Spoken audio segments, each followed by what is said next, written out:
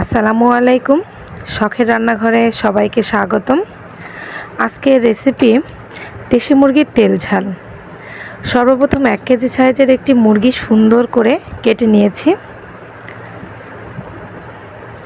তারপর 2টি পেঁয়াজ, 1টি তেজপাতা, 2টি শুকনো ঝাল, একটু গোটা জিরা আর 3টি এলাচ ও 2টি গরম মশলা নিয়েছি। কড়াইয়ে পরিমাণ মতো তেল দিয়ে দিলাম। তেলটা গরম হতে হতে একে একেই পেঁয়াজ ও বাকি উপকরণগুলো আস্তে আস্তে দিয়ে দেব। দেখতেই পাচ্ছেন পেঁয়াজ দিলাম, এরপর গরম মশলা, তেজপাতা, শুকনো ঝাল ও গোটা জিরা দিয়ে দিলাম। ভেজে নেব।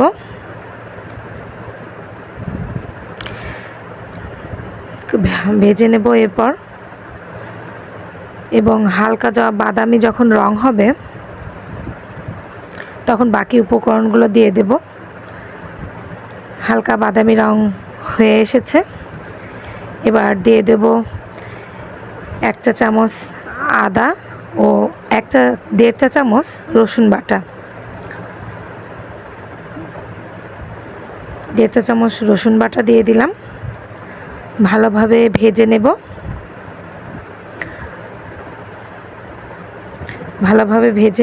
তারপর দিয়ে দেব 1 চা চামচ হলুদ, আর একটু হলুদ দিয়ে দিলাম।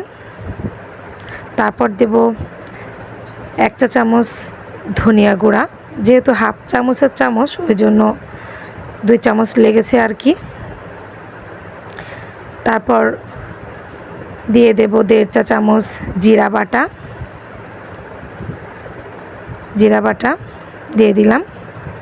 তারপর দিয়ে দেব 1 চা চামচ শুকনো ঝাল বাটা। এই যে শুকনো ঝাল বেটে রেখেছিলাম সেই বাটা ঝাল আর কি। সব উপকরণ দেওয়া শেষ, ভালোভাবে ভেজে নেব। যখন তেল উপরে উঠে আসবে, ভাজা যখন হয়ে আসবে তখন দিয়ে দেব 2 চামচ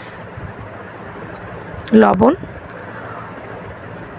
এবং মুরগির মাংস কেটে রেখেছিলাম সেই মাংসগুলা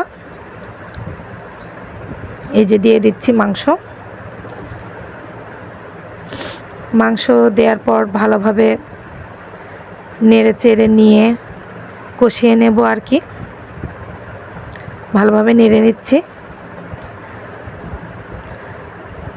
ভালোভাবে মশলাগুলো মাংসের গায়ে মাখিয়ে নিচ্ছি। মাখিয়ে নেওয়ার পরে যে সামান্য একটু পানি দিয়ে নেব, যাতে ভালোভাবে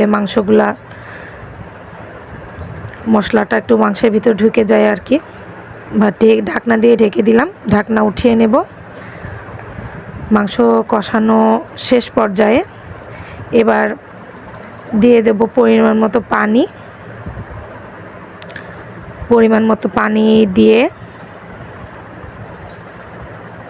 পানি দিয়ে দিচ্ছি এবং সাথে কয়টা আলু, 2-3টা আলু কেটে রেখেছিলাম সাথে দিয়ে দেব। আলুগুলো দিয়ে দিলাম। দেওয়ার পর একটু ঢাকনা দিয়ে ঢেকে দেব। মাঝে একটু উঠে আবার একটু ভালোভাবে নেড়ে চেড়ে নেব। নেড়ে চেড়ে নিয়ে আবার একটু ঢাকনা দিয়ে ঢেকে দেব।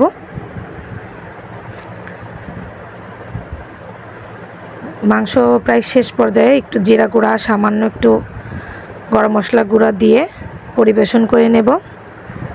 আশা করি সবার এই ভিডিওটা ভালো লেগেছে এবং নতুন নতুন ভিডিও পেতে চ্যানেলটিকে সাবস্ক্রাইব করে রাখুন এবং লাইক, কমেন্টস, শেয়ার করে পাশেই থাকবেন আশা করি।